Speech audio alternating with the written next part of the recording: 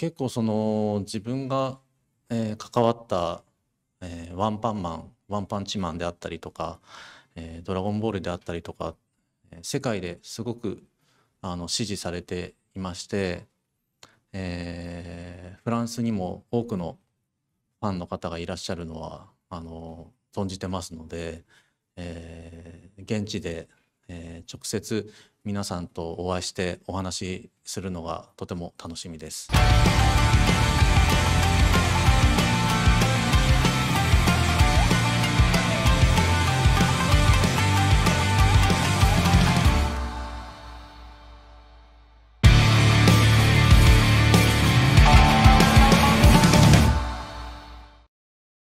Le thème de l'émission, ce soir, ce sera Japan Expo au Japon.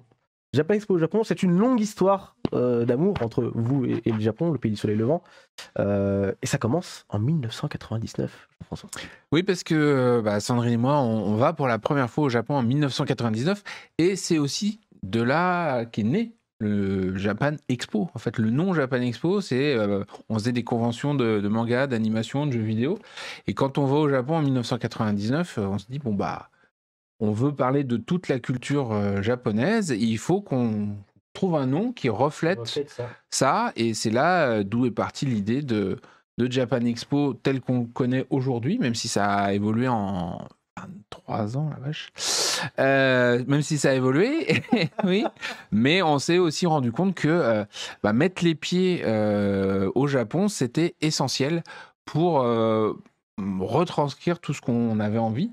Et vraiment aller jusqu'au bout du concept qui était de se dire, le manga, l'animé, tout ça, c'est des fenêtres vers le pays. Et on veut faire découvrir tout le Japon, son histoire, la partie tourisme était aussi quelque chose qu'on voulait développer, les traditions, la musique, enfin vraiment tout. Et c'est vraiment en allant là-bas qu'on s'imprègne chaque année un petit peu plus et qu'on a des envies de compléter la programmation du festival, tout ce qu'on présente, quoi. Et du coup, c'était quoi? Parce qu'en 99, j'imagine même pas en fait comme le Japon c'était vraiment. Entre aujourd'hui et l'époque, ça a beaucoup changé ou... Ça a énormément évolué, ne serait-ce que dans le fait qu'à l'époque, il y avait presque rien en caractère romain. Donc c'était quasiment que en kanji, il y a un peu de furigana pour les enfants, katakana pour les mots étrangers. Mais moi, le premier voyage, je me souviens que ne serait-ce qu'avoir les noms des stations, c'était compliqué, alors qu'aujourd'hui, effectivement, quand on y va, Tokyo est quand même une langue où on se déplace tranquillement. Une ville langue, oh la vache. Ça fatigue, ça. Une ville où on se déplace tranquillement. Il y a aussi beaucoup de choses qui ont évolué. C'est que ne serait-ce que pour se déplacer au Japon, avoir aujourd'hui un outil comme Maps où tu tapes une adresse et il t'emmène. Avant, il fallait avoir ces petits plans papier pour arriver à retrouver, puisque là, pour ceux qui connaissent, c'est vrai que la construction des villes au Japon est un peu particulière et on ne se retrouve pas avec des noms de rues où on dit tiens on va prendre telle rue puis telle rue, c'est beaucoup plus compliqué que ça. Et donc à l'époque, en plus le voyage paraissait extrêmement long parce que t'as pas de film, enfin ça t'en as un au centre, etc. Donc ça fait un peu archaïque, ça a énormément évolué. Et là-bas, ce qui n'a pas changé par contre, c'est les Japonais qui sont tellement contents d'accueillir des touristes et qui ont envie de nous rencontrer.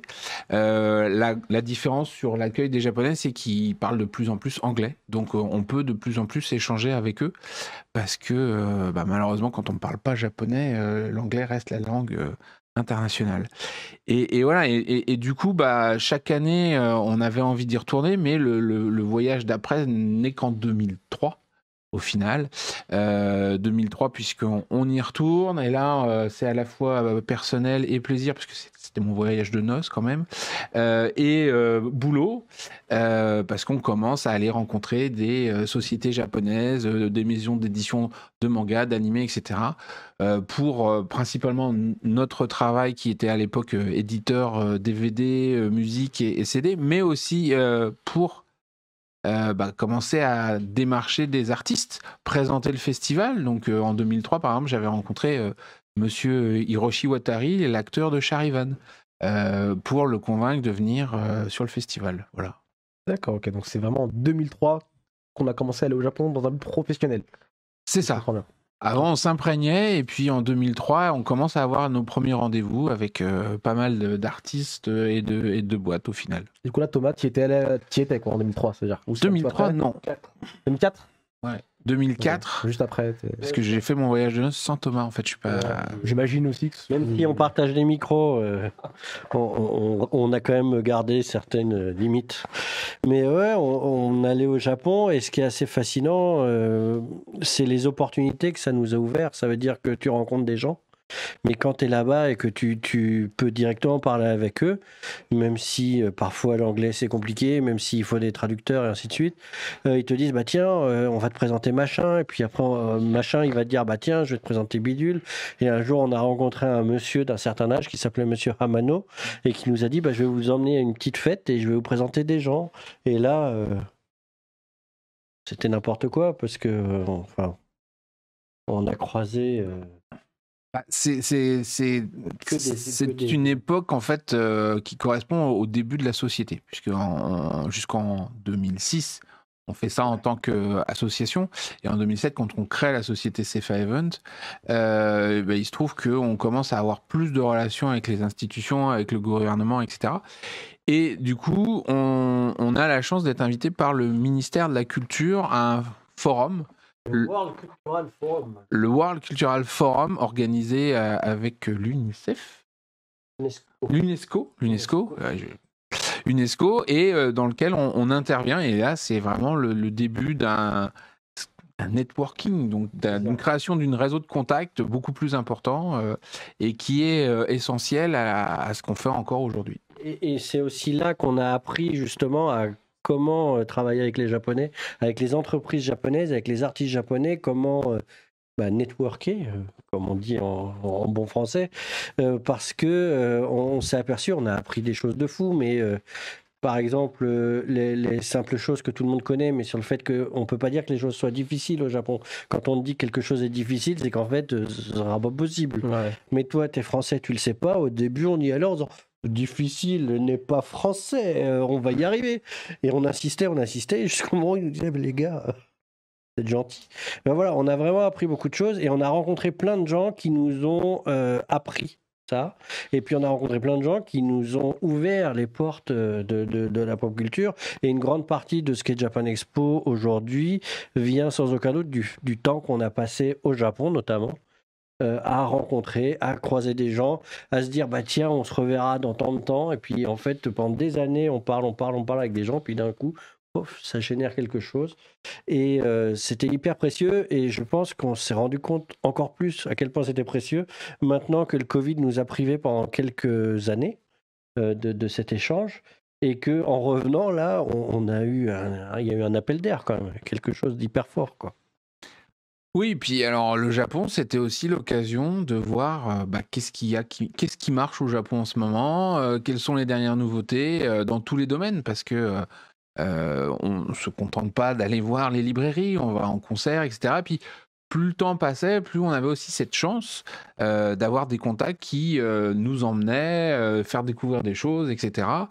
Mais en étant sur place, voilà. Alors au début c'était une fois par an, puis après on avait pris notre rythme avec 2 fois par an.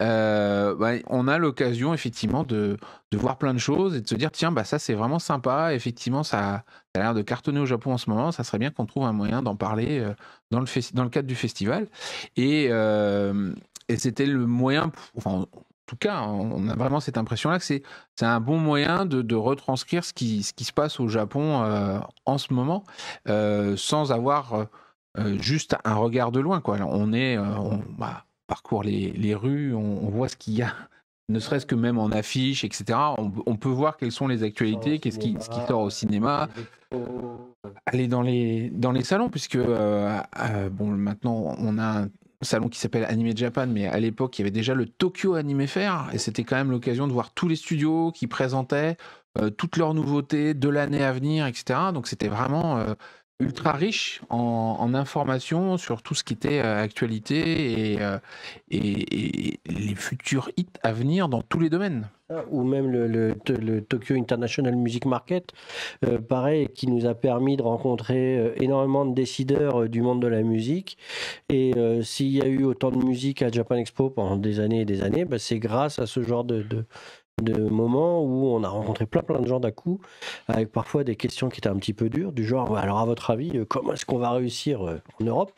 Et où nous, à l'époque de notre jeunesse, on disait, venez voir. Et ça a permis de générer de la confiance, ça a permis de découvrir effectivement plein de groupes. On a fait des heures et des heures de concerts, de découverte et de rencontre, parce qu'en plus on a la chance de pouvoir aller en backstage, puis en backstage on va rencontrer machin, et puis machin il va te dire ah bah oui mais ça tombe bien, et puis hop, toujours cette histoire de réseau quoi, qui permet de, et ça n'existe que en étant sur place. D'accord, ok. Donc, Sachant qu'il y a à peu près la même chose en France, hein, qui se passe quand on est ici et quand on rencontre des gens, mais c'est vrai que c'est moins intense que quand tu fais un voyage où pendant 15 jours tu vas enchaîner, et ça va à toute vitesse. donc globalement, si je comprends bien, un voyage de Japan Expo au Japon, c'est pour faire évidemment du relationnel et du coup ramener des nouveaux invités ou refaire revenir des invités et consolider des relations avec des Japonais. L'actualité, suivre un petit peu l'actualité, ce qu'on pourrait ramener dans le festival pour les prochaines éditions. À part ça, est-ce qu'il y a d'autres choses? Il y a aussi négocier avec les artistes avec lesquels on est déjà en discussion pour conclure. Parce que parfois, il y a des choses, quand tu les dis via Teams, via n'importe quel outil de vidéo, ou quand tu les mail, c'est pas la même chose que quand tu rencontres en face à face et que tu es capable de t'expliquer avec les gens directement. Oui, et puis du coup, comment on peut dire ça ? Les négociations, ça va être aussi pour faire venir plus qu'un artiste, mais une société qui va venir présenter des nouveaux produits ou un spectacle. Parce qu'on a eu énormément de choses qui venaient du Japon directement, parce qu'effectivement, ils avaient envie de faire. Alors, on a même parlé avec des choses qui ne se sont pas concrétisées, comme par exemple le Takarazuka, donc du théâtre, mais on a eu, dernièrement, on avait eu la comédie musicale de Dragon Quest. C'est des choses, effectivement, le fait de savoir pour ces grosses sociétés de production qu'on est présent au Japon et qu'ils peuvent nous rencontrer, c'est indispensable, c'est nécessaire pour les rassurer. Et puis, il n'y a que comme ça que ça se concrétise. Les Japonais, ils vont adorer faire plein de contrats pour tout verrouiller. Mais par contre, rencontrer les gens et pouvoir faire un check pour dire on s'aime bien. Enfin, eux, c'est plutôt boire une bière d'ailleurs que faire un check. Mais c'est indispensable le contact physique avec eux. Et il faut quand même comprendre que c'est rassurant, mais c'est légitime aussi parce que quand ils font tout ça, c'est des gens, ils vont venir par dizaines souvent et ils vont aller quand même à l'autre bout du monde, donc et ils connaissent rien. Donc ça peut être hyper rassurant, quoi. On parlait des bureaux, excuse-moi, permanents. Alors, en fait, je le disais, on est devenu une entreprise en 2007, et puis au fur et à mesure, on voyait les voyages qui duraient 15 jours, on aurait bien aimé qu'ils durent 3 semaines, et puis on venait 2 fois, et puis puis 3 fois dans l'année. Et en fait, on en est arrivé à un point à se dire, bon, il faut qu'on ait une présence en permanence. Et en 2014, c'était les 15 ans de Japan Expo, donc c'était un grand événement pour nous. On a commencé le lancement de l'opération 15 ans en 2012 au Japon, en fait, en faisant une grande soirée pour remercier tous les gens avec qui on était en contact. On a donc organisé ce qui pourrait s'apparenter à une fête de fin d'année, une Bonenkai japonaise, où on a réuni tous nos contacts pour les remercier de nous avoir suivis et pour leur dire dans 2 ans, il y a les 15 ans de Japan Expo, on compte sur vous pour revenir, nous proposer des contenus inédits, etc. Et à ce moment-là, effectivement, on a eu beaucoup de retours et on voyait que ces gens-là, ils avaient besoin de quelqu'un là, physiquement. Et donc en 2013, on a un bureau de représentation, mais on aura des vrais locaux un petit peu plus tard, parce qu'on passe par le Gétro, par exemple. C'est ça, en fait, Il y a eu une évolution logique, comme disait Jean-François, on y allait de plus en plus, on avait de plus en plus de besoins. On s'est aperçu que plus on était là, plus c'était efficace. Le bureau de représentation, d'un coup, ça nous a permis d'avoir une présence permanente et ça a encore décuplé nos capacités de relation avec eux. Et on a décidé de s'implanter encore mieux. Et là, on est passé par le Getro, qu'on remerciera quand même beaucoup, puisque c'est eux qui nous ont permis d'avoir nos premiers bureaux à Tokyo, et puis dans un lieu qui était quand même bien sympathique, puisqu'on était à Roppongi. Donc c'était une adresse parfaite pour rencontrer plein de gens. Et ça nous a permis aussi de nous rendre compte qu'on pouvait démultiplier les effets de nos voyages quand on était au Japon. C'est-à-dire non seulement d'avoir l'équipe tout le temps là, mais en plus, nous, quand on y était, vu qu'on avait des bureaux, on n'allait plus forcément voir les gens, mais on pouvait leur donner rendez-vous au bureau. Et comme c'était dans des lieux très pratiques, comme Roppongi, ils te disent oui, bien sûr. Et du coup, dans une journée, au lieu de faire 2, 3 rendez-vous, parce que Tokyo, c'est quand même très grand, eh bien, on arrivait à en faire, je sais pas, 6 à 8 dans une journée. Et ce qui nous a conforté dans cette idée-là. Et du coup, après, on a ouvert des bureaux dans un quartier assez central de Tokyo, à Meguro, à l'époque, où il s'est passé tout ce qu'on vient de vous décrire. Bah, on a rapidement, au final, eu, à cette époque-là, 2 personnes au bureau japonais et qui avaient une partie, l'un en charge la partie plutôt programmation, donc la rencontre avec les artistes qui veulent venir faire des concerts, des spectacles, des dédicaces, etc. au festival, se faire connaître au final, et une autre personne plus pour la partie commerciale, avec les négociations de stands, avec les partenariats et le sponsoring. Et du coup, ce binôme a bien marché, puisque en fait, toute l'année, il recevait les sollicitations. On faisait des présélections, puis quand on venait au Japon, en fait, du coup, c'était beaucoup plus pointu, puisqu'on avait eu l'occasion, tout au long de l'année, d'avancer sur les dossiers. Et quand nous, on venait, c'était plus pour finaliser des négociations qui pouvaient parfois nécessiter effectivement un peu plus de pouvoir de décision, on va dire, de pouvoir d'engagement de l'entreprise, exactement. Et c'est vrai que c'était extrêmement efficace. Malheureusement, la Covid est passée par là. Et au Japon, il n'y a pas eu d'aide. Comment ils ont appelé ça, le à tout prix là Le quoi qu'il en coûte. Le quoi qu'il en coûte, il n'y a pas eu ça au Japon. Et on s'est retrouvé du coup sans personne au bureau, et puis avec un bureau qui tous les mois nous coûtait très très cher. Et quand un bureau est vide et qu'il te coûte juste de l'argent, d'un coup ça devient hyper onéreux.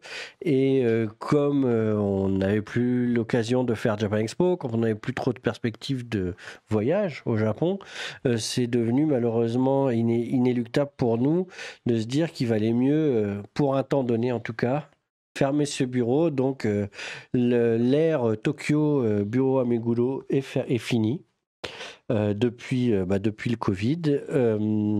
Mais notre filiale qu'on a créée à cette occasion-là, notre bureau est toujours là-bas. Et il est juste en sommeil et il n'attend plus qu'à se réveiller. Là, on est en train de voir comment on va pouvoir ouvrir cette nouvelle ère au Japon. Parce qu'effectivement, on a fermé les locaux, mais on a toujours la filiale là-bas, puisque déjà c'est compliqué à créer une entreprise, donc on n'avait pas envie de la fermer comme ça. Et l'objectif, c'est que dans quelques années, on puisse de nouveau se retrouver effectivement avec ce bureau de représentation et des gens sur place, parce que ça nous permettait d'aller bien au-delà de ce qu'on peut faire quand on fait juste des voyages, puisque il y a des gens qui n'osent pas forcément venir vers nous comme ça, mais quand ils savent qu'il y a un bureau, ils te contactent via le site internet en japonais, et puis on leur dit si vous voulez, on peut se voir, on peut se rencontrer, on peut se présenter, et voilà, et tout de suite ils sont rassurés, parce qu'il y a quand même, et j'en ai encore vu là pendant le voyage du mois de décembre, des Japonais qui n'ont jamais mis les pieds en dehors du Japon. Et du coup, effectivement, là, notre rôle, ça va être de les rassurer, de leur expliquer pourquoi c'est pas compliqué de faire un passeport, pourquoi c'est pas dramatique de prendre l'avion, et pourquoi ça va être génial d'être en France, de rencontrer tous les gens qui admirent leur travail et autres. Et voilà. Mais il y a beaucoup de Japonais, ils se rendent pas compte de ça, et ils se rendent pas compte de bah, pourquoi je viendrai en France, et qu'est-ce qui m'attend. Et ça se dit pas, enfin, ça se dit pas du tout à distance, quoi. C'est vraiment des choses qu'on peut que expliquer en face à face, parce que quand tu vas dire, tu vas pas envoyer un mail à quelqu'un pour dire non, mais ton passeport, ça va. Si tu veux le rassurer, si tu veux lui taper un peu dans le dos, tu es obligé de le rencontrer. Donc du coup, ça a vraiment, ça a vraiment confirmé ce que je disais tout à l'heure. Le Covid a confirmé cette nécessité d'être présent. Très bien, nous avons parlé un petit peu du passé, on va un petit peu parler plus du présent, quoique c'est déjà le passé, on peut le dire, hein, avec le voyage de décembre. C'est philosophique. Exactement. Le présent, c'est déjà un peu le passé. C'est ça. À tout moment, Mais- le présent devient le passé. Juste avant, nous avons eu la chance de rencontrer Shikashi Kubota au Japon directement. On rappelle, hein, character designer sur des grandes séries comme One Punch Man, directeur de l'animation sur Sur Dragon Ball Super Hero. et bien d'autres. Et invité. Et Invité de Japan Expo Sud. Évidemment. On a pu le rencontrer du coup au Japon. On a pris une petite vidéo en sa compagnie qu'on va vous diffuser tout de suite. C'est la capsule. アニメーターの久保田と申します。よろしくお願いいたします。今年の6月に、ドラゴンボールの映画が公開されまして、私はそれで作画監督をやっていたんですけども、その DVD、ブルーレイが先日発売されました。世界で、いつ発売されるのかわからないんですけど、ぜひ皆様お買い求めいただけると嬉しいです。フランスはやっぱり、すごく歴史のある、日本から見ても魅力的なそのファッションだったり、あとグルメだったり、すごく魅力的な国だなっていう印象を多分日本人皆さん持ってると思います。結構その自分が、関わった、ワンパンチマンであったりとか、ドラゴンボールであったりとか、世界ですごく支持されていまして、フランスにも多くのファンの方がいらっしゃるのは存じてますので、現地で、直接皆さんとお会いしてお話しするのがとても楽しみです。皆様2月に、ぜひマルセイユでお会いしましょう。よろしくお願いします。ありがとうございます。C'était Shikashi Kubota qu'on remercie grandement pour sa gentillesse et son temps quand même. Il a un petit côté cocoy hein, quand même. Je n'avais pas fait gaffe là, mais quand il est en face de la caméra. C'est aussi ça l'avantage d'aller à Tokyo, au Japon de manière générale, puisqu'on ne fait pas que Tokyo. C'est que ces artistes, on a l'opportunité de les rencontrer, de les interviewer. Là, on a même eu la chance de dîner avec Monsieur Kubota, ce qui les rassure de voir qu'on a des choses à partager et autres. On en apprend plus sur eux en plus. Donc derrière, ça nous permet de préparer les conférences, par exemple, pour tout ce qui va être questionnement, présentation de l'artiste. Et c'est essentiel. Et alors du coup, on n'a pas toujours la chance de les rencontrer dans un cadre ultra détendu, mais là, avec Monsieur Kubota, à part qu'il n'avait pas forcément l'habitude des caméras et tout ça, il était... très heureux de pouvoir aller à l'étranger, parler de son travail, etc. On en a vu des beaucoup plus timides.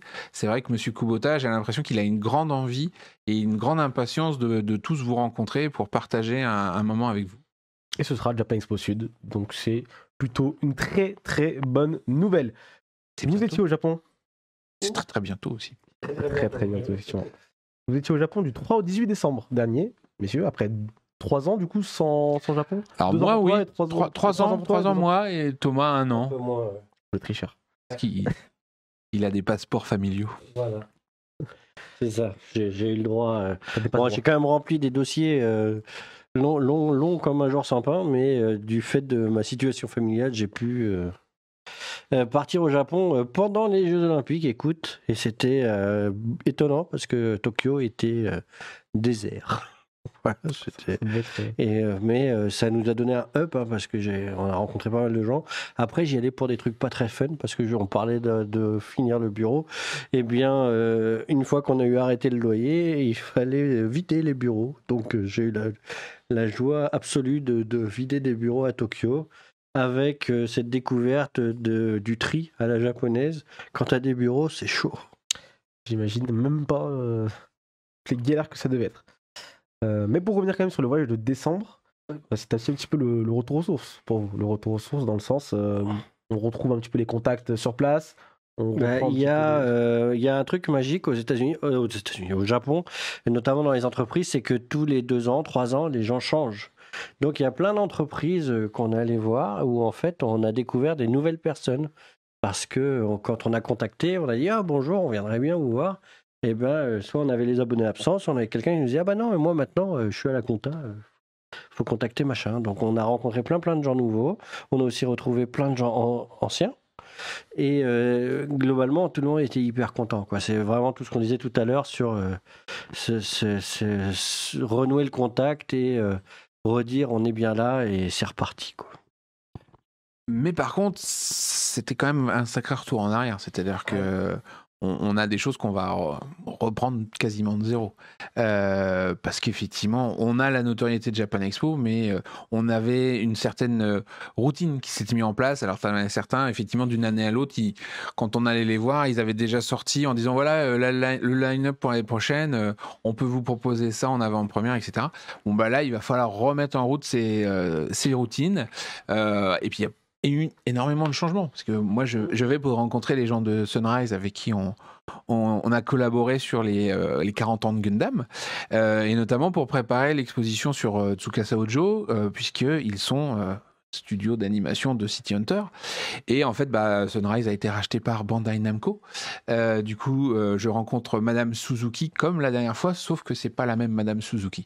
Donc évidemment on repart de zéro et tout d'un coup on se retrouve avec aussi des objectifs différents parce qu'effectivement Sunrise n'est plus un simple studio d'animation. Ils font partie du grand groupe Bandai. Du coup, ils ont aussi des liens plus forts avec des labels de musique, etc. Donc, on va plus loin et c'est super de pouvoir retourner dans le bain et de pouvoir avancer. On voit que du coup, dès 2023, ils sont prêts à bouger et qu'après, on va pouvoir reprendre le truc et 2024 et tout ça, ça s'annonce une folie. Et puis, il y a des sociétés qui ont changé d'objectif. Il y a des sociétés aussi qui ont souffert du Covid, donc il y a des projets qu'on avait commencé à construire, quand Jean-François parle d'habitude, de choses qu'on avait sur le festival de manière récurrente, qui malheureusement, en l'état actuel du marché au Japon, ne peuvent plus avoir lieu. Donc on contourne le problème et on cherche des nouvelles solutions de collaboration, parce que ce qui était génial, c'est que par contre, que ce soit ces entreprises qui ont changé ou ceux qui ont souffert du Covid et ainsi de suite, tout le monde était dans cette même dynamique de il faut qu'il se passe quelque chose. Donc il se passera énormément de choses.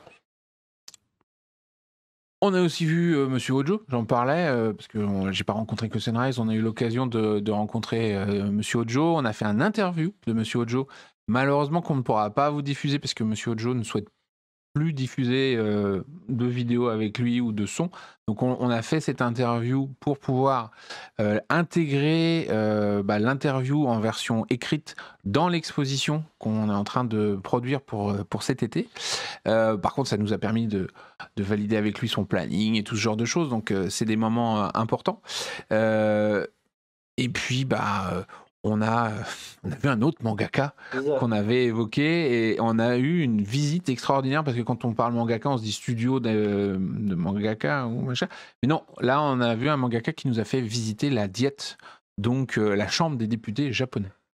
Voilà, on a eu une chance incroyable quand même. Parce qu'on a passé 3 heures à visiter de haut en bas de... Ah bah voilà, les photos sont revenues. De visiter la Diète et de pouvoir parler Et là, j'ai un brain freeze de l'espace. Très bien. Donc, Monsieur Akamatsu est en train d'appuyer sur son bouton, puisque en fait, on le voit sur la photo. C'est le petit monsieur avec le masque là. Il appuie en fait sur son nom pour signaler qu'il est présent à la diète. Et en fait, c'est ce que font les députés quand ils arrivent. Alors, ce jour-là, on était en pleine période de la pause hivernale, donc il n'y avait pas grand monde. Mais voilà, on a pu en savoir un peu plus sur les institutions politiques japonaises. C'était relativement passionnant et voilà, et on a pu discuter avec lui de l'idée qu'il avait lancée quand il était venu en France de revenir à Japan Expo l'été prochain. Donc pour l'instant c'est pas concrétisé, donc on ne va pas vous faire d'annonce dithyrambique sur sa venue, mais on y travaille et on espère bien que dans une prochaine émission ça sera l'occasion de vous confirmer qui sera là. Notre député mangaka. Parce que là, il était quand même donc à la diète avec nous, et la semaine d'après, il était au Comiquette avant de son fanzine. Hein. Donc, c'est très fort. Très fort. Il a une vie assez phénoménale. T'as été au Métis. Voilà, on est retourné voir les instances gouvernementales, pas que la diète, mais aussi le ministère de l'économie et le ministère des Affaires étrangères japonaises, qui soutiennent beaucoup l'action, alors pas de Japan Expo, mais des acteurs japonais de l'écosystème manga et animé, et qui nous ont confirmé que le gouvernement était toujours dans cette optique de vouloir aider les entreprises japonaises et les artistes japonais à sortir du Japon. Donc ça va participer à tout le phénomène et à toute la bonne ambiance qu'on attend sur le festival. Et alors là, oui, bon, parce qu'on parlait politique et tout ça, mais on parlait cinéma tout à l'heure. Bon, quand même. Alors, on est allé voir quelque chose d'extraordinaire. Alors, d'ailleurs, au passage, oui, monsieur Akamatsu, il dessine à chaque fois qu'il fait des choses en tant que député, et c'est notamment ce doujinshi, ce fanzine, cherchez le nom, ce petit manga qu'il vendait à Comiquette. Donc, je pense que la prochaine fois, on aura la chance de le récupérer avec nos portraits dedans. C'est quand même super sympa. Mais pour passer, on parlait d'actualité pour voir ce qui se passe, etc. Évidemment, moi, en tant que grand fan de Inoue, Takehiko et de Slam Dunk, je ne pouvais pas louper l'occasion, pendant qu'on était au Japon, d'aller voir Slam Dunk, le nouveau film, donc The First. Et malgré les avis assez défavorables de certains critiques manga de Twitch, j'ai passé outre et on a pris une énorme claque parce que le film, il dure plus de 2 heures, 2h15, je crois, un truc comme ça. Voilà, alors moi, bon, évidemment, il parlait d'un conquis parce que moi, j'ai toujours adoré ça. Et donc, ce film, il est juste magnifique. On a une approche assez inédite des personnages. Je ne veux pas tout spoiler, mais c'est vrai que Miyagi est très au centre de l'histoire et qu'on a enfin le match contre la Sanno, donc le dernier match du manga, qui est mis en images, qui bouge, et en musique aussi, parce que la musique, elle est dingue. Et franchement, voilà. Et donc, du coup, voilà, ça, c'est l'exemple de choses. Quand on va au Japon, on peut enfin sentir le truc. Et il y a eu un engouement autour de Slam Dunk parce que partout, il y avait plein de pubs. Ouais. Des goodies, on n'a pas vu beaucoup parce qu'ils ont été tous sold out. Ils existaient. Et c'est juste hallucinant. Si vous aimez bien son dessin, Inoue, c'est que là, on est vraiment dans quelque chose où c'est la BD qui bouge, quoi. Et qui bouge de manière parfaite. Donc, à un moment, une claque. Moi, je suis moins fan que Jean-François de Slam Dunk. Même si j'adore Inoue. J'étais en larmes de joie. Voilà. Et j'ai passé 2h15 à scotcher sur le dessin animé en disant mais c'est incroyable. Voilà. Donc si un jour il sort en France, il va sortir en France. On sait pas d'annonce. Pas d'annonce. On ne sait pas. Si il sort en France un jour, allez le voir absolument. Vous pouvez pas nous le sortir à Japan Expo, ce serait bien là, on a une petite avant-première de Japan Expo. On va essayer de faire quelque chose là. C'est qui les endroits? Ce film là, il y a Toei, il y a IT Planning, c'est un peu compliqué quand même dans les droits. Donc, on va y travailler parce qu'évidemment, c'est absolument mon objectif. J'ai confiance en toi. Inoue Takehiko ne répond pas favorablement à nos invitations, mais j'espère bien que le film de Slam Dunk, on aura l'opportunité de l'avoir. Il va certainement trouver un licencié en France et ça pourra aussi faciliter les choses. Mais pour ceux qui aiment Slam Dunk, c'est un truc à ne surtout pas manquer. Et pour ceux qui n'aiment pas Slam Dunk, je pense que c'est un des meilleurs films d'animation que j'ai vu depuis très très longtemps. Techniquement, il était magnifique. Alors, il y a eu plein de doutes sur l'animation 3D. Et franchement, quand on voit le film, on en prend plein la vue et c'est tout. C'était très, très, très bien fait. Donc. Et puis juste pour frimer un petit peu, ouais, on l'a vu en IMAX. Ouais, c'était bien. Voilà. On a vu en IMAX 4D, je sais pas quoi, le maximum de ouf, dans une grande salle où on s'en prenait plein les oreilles et plein les yeux. Et je pense que ça va nous rester longtemps. Et ça va être difficile de retourner au cinéma dans une salle standard, je pense. Oui et non, parce que alors ça fera partie du jeune Albert, mais moi j'ai été voir le nouveau film de Gundam là, qui est sorti pendant 2 jours, et franchement, c'était bien. Dans une salle normale. Dans une salle normale. Ok, très bien. Allez, on continue avec un. Shikashi Kubota, on en a parlé tout à l'heure aussi via la vidéo. Ouais, ça c'est dans les sympa. On a aussi rencontré Ailu Grace qui vient à Japan Expo Sud. Ils nous ont fait une petite vidéo qu'on va vous montrer juste après, donc ne bougez pas. Toujours super agréable de les voir. Enfin, faut savoir que c'est certainement les artistes qui sont le plus venus. Ils ont fait les États-Unis, ils ont fait Marseille, ils ont fait la Belgique. Enfin, ils ont fait tous les Japan Expo, on les voit régulièrement. Mais on est fan de leur talent, de leur musique. Ce petit groupe de R&B, ils sont tellement gentils et tellement impressionnants sur scène. Faut pas hésiter. On a fait quoi d'autre? On a rencontré plein de gens en fait, mais on peut pas tout vous dire parce qu'il y a des choses qui sont pas encore validées. Donc, on va vous distiller pendant les prochaines émissions plein de bonnes nouvelles sur Sud, sur Paris, voilà, là-dessus. Par contre, il y a aussi des moments un peu plus compliqués, mais où il faut être présent, notamment pour les proches. Et en fin d'année, il y a eu plusieurs disparitions dans le milieu de l'animation et du manga. Et là, Thomas a été assisté à la cérémonie en mémoire de monsieur Shichiro Kobayashi, qu'on avait reçu à 2 reprises, un grand directeur de la photographie, responsable des décors de Rémi, de l'île au trésor, de Touch, de Lamu, de Venus Wars. Voilà. Et on a perdu quelqu'un qui était hyper doué, mais en même temps c'était très touchant parce que il y a eu énormément de gens déjà qui étaient présents et on s'est retrouvé en fait avec 3 générations en gros, ça veut dire les anciens, les moyens, j'allais dire, et puis les récents, qui ont montré qu'il avait porté et transmis énormément de choses, notamment sur le décor, et que du coup ça a assuré une pérennité dans le temps pour l'animation. Et ils ont diffusé une vidéo qui retraçait sa vie, comme ça se fait souvent. Et en fait, on sentait exactement ça, quoi. C'est qu'il a travaillé d'abord, bien sûr, à créer sa société de production, à créer ses décors, parce que c'était un grand artiste, et bien au-delà des décors de dessin animé, hein, puisque il passait son temps à peindre et que jusqu'à la fin de sa vie, sa femme nous expliquait qu'il faisait, je crois, une peinture par semaine, enfin, ce qui est juste énormissime. Et voilà. Et il a aussi transmis. Du coup, on se retrouve avec énormément de gens qui sont prêts à faire les dessins animés de demain. Donc, c'est bien. On sent que l'animation peut encore durer des années, même si on égrène régulièrement les disparitions douloureuses, puisque nous, les dessins animés qui nous ont bercés quand on était jeunes, les gens qui les ont fait à l'époque étaient déjà adultes. Donc du coup, aujourd'hui, ils sont âgés.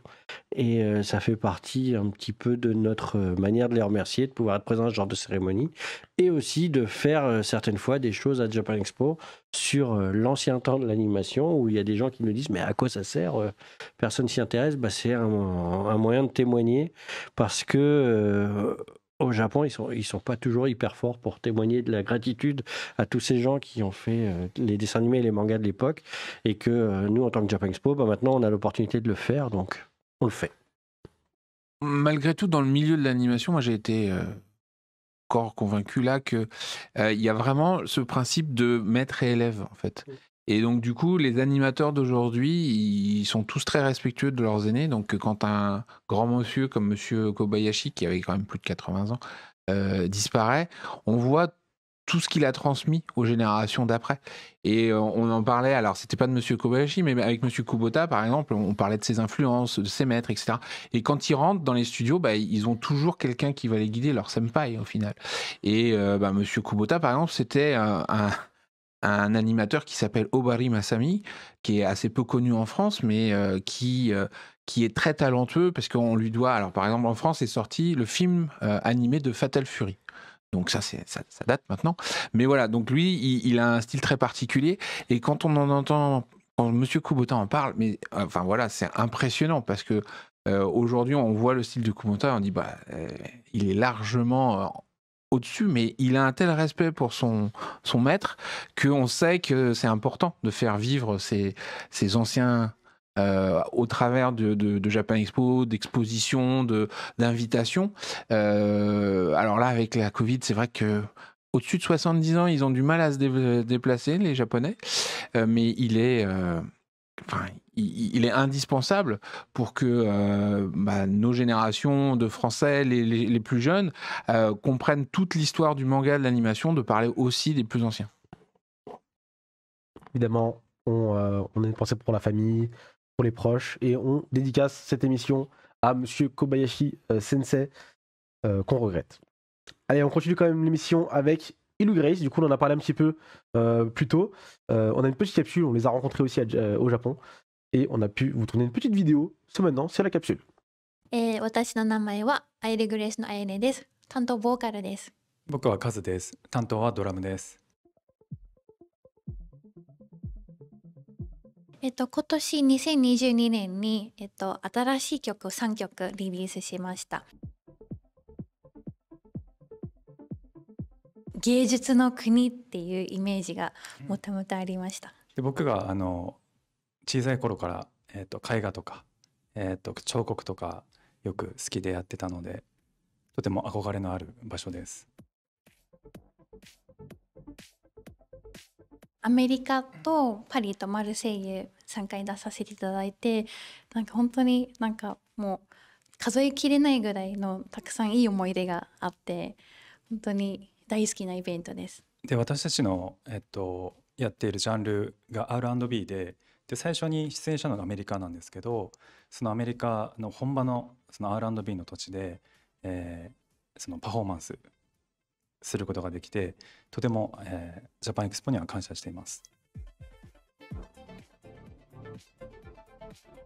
イマジネーションっていうアルバムはそうですね、なんかやっぱりそのジャパンエキスポをきっかけにそのいろんな国で音楽をするようになって、なんか狭い日本という中だけじゃなくていろんな世界をイメージして音楽を作れるようになって、でそういうのでできた作品ですね。はい、でジャパンエキスポっていう大きな、ステージでお客さんをたくさんのお客さんを目の前にしてでパフォーマンスでする中で、そのお客さんの反応を直にその受けることで、生まれた曲とかもあるので、そういった意味でジャパンエキスポをきっかけにできた曲とかもあります。そうですね、もうさらになんかもっとより多くの人に知っていただくために本当にまたさらにブラッシュアップされた曲だと思います。はい、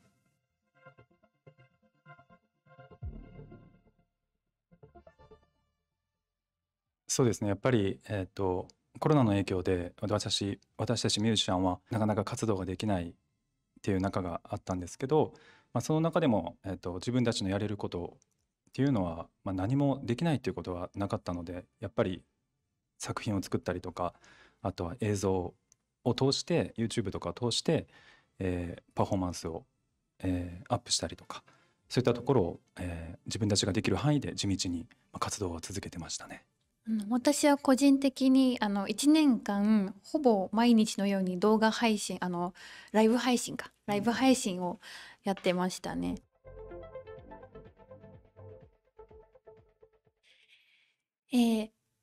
マルセイユにいらっしゃる皆様、アイルグレースを知ってくださってるファンの皆様、今回ジャパンエキスポスートで再会できることを本当に楽しみにしております。で私たちが最初にマルセイユに出たのが2017年だったんですけれども、でそこでお客さんの方から次いつ戻ってくるのって結構強くおっしゃっていただいてて、で今回そのことが、再度戻ることができることが叶うことがすごく、嬉しく思っています。皆さんと一緒に、パフォーマンスを通して楽しんでもらえたらと思います。そして今回初めてアイルグレースを知ってくださる方、ぜひ、アイルグレースの音楽を聴いてライブ一緒に楽しんでください。はい。よろしくお願いします。ぜひお会いしましょう。お会いしましょう。C'était Ilu Grace, des habitués de Japan Expo. Voilà, vous pouvez les retrouver. Ils viennent à Japan Expo Sud, du coup, cette année. Donc, vous pourrez les rencontrer si ce n'est pas déjà fait. Et ce serait avec plaisir. Ils sont très gentils aussi, très, très gentils. Donc, ils se feront un plaisir de vous rencontrer toutes et tous à Japan Expo Sud.